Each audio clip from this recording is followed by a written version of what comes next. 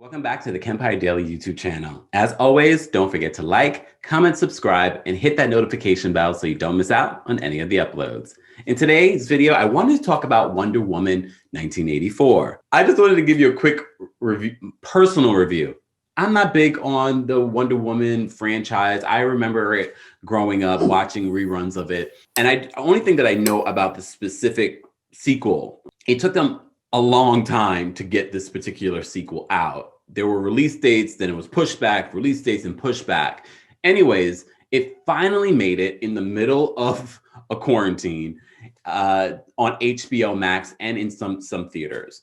This is a growing trend of a lot of these big studios putting out these movies because, people can't go to the movie theater on these streaming services. And I believe Warner Brothers is going to be doing that for all their movies in 2021. Wonder Woman will be available on HBO Max for only 31 days. So a lot of people were reviewing it and talking about it on social media on Christmas Day, because that's when it was released. I decided to watch the first movie, then this one, just to kind of remind myself what happened in the first movie. The first movie was good. Was it fantastic? I wouldn't say. There were parts that were fantastic for me. Mostly, when they're in the Amazon world, that to me was more interesting than when they come to, the real world, for lack of a better word. And the same for this sequel. I enjoyed being back where she's originally from, as opposed to this new 80s world. Kristen Wiig is also in this movie. I first was sort of like, oh, this is going to be interesting. And then she sort of plays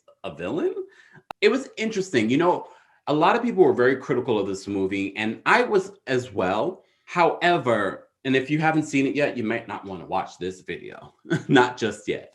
But I think a lot of people have been watching it already and will be watching it over the weekend as well. It was interesting when you think about it on some certain levels. Some of my critiques of this sequel was that the graphics seemed subpar for 2020. Is that just me? It just seemed like it could have been done better. I've seen it done better in other studios. So it's kind of looking at it like, why do these graphics seem so subpar? I know it's based in the 80s, but the graphics are here in the 2020s.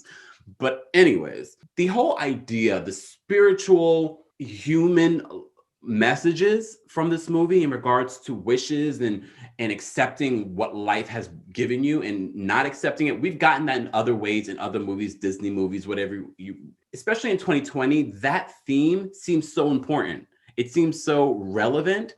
Could they have gotten there in less than 2 hours? Probably.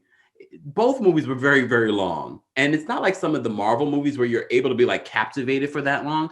It's not like that. And I think they could have pared it down. Apparently, I'm hearing rumors that there were no deleted scenes because they used all of the scenes. I'm not sure if that's true or not, but it feels like it because it was very, very long. But like I said, the spiritual human message that I got from this Wonder Woman sequel was important. I think a lot of people will reflect back on it if they watch it again, or if they think back on it again. We're like, oh, there really was this really powerful message that was being told. But of course, in this day and age, you have to be able to tell that message, but still keep people captivated throughout an entire movie. It was good. It was decent. Was it terrible? No, it wasn't terrible, but I would probably want to see a little bit more in Wonder Woman's growing up world. Like, to me, those parts were the most interesting in 1 and in 2. But the best part for me, because I saw people because I would pause it throughout, because it was a long movie, y'all. I was like, I got things to do. I don't have time to be sitting down for 2.5 hours watching a movie. So I saw people talk about Linda Carter being in the movie. And I was like, did I miss that? It's after the ending credits. She makes an appearance. Linda Carter still looks amazing. It would be interesting. I wouldn't mind seeing a Wonder Woman 3 if they take everyone's notes and they do better in regards to the plot, in regards to the graphics. But I wouldn't mind seeing Linda Carter replay her role in some shape or form. Of course, Gal Gadot is amazing. She's incredibly beautiful too. I wouldn't mind seeing Linda Carter come back and play that role. She looked amazing still. But I did like that little throwback to her at the end. I'm so shocked that they didn't do that in the first one. But maybe they heard from the fans, please bring Linda Carter back in some shape or form. Anyways, what did you guys think of Wonder Woman 1984? Did you like it? Was it worth the wait? Let's talk about it in the comments. As always, don't forget to like, comment, subscribe, hit that notification bell so you don't miss out on any of the uploads. I'll see you tomorrow.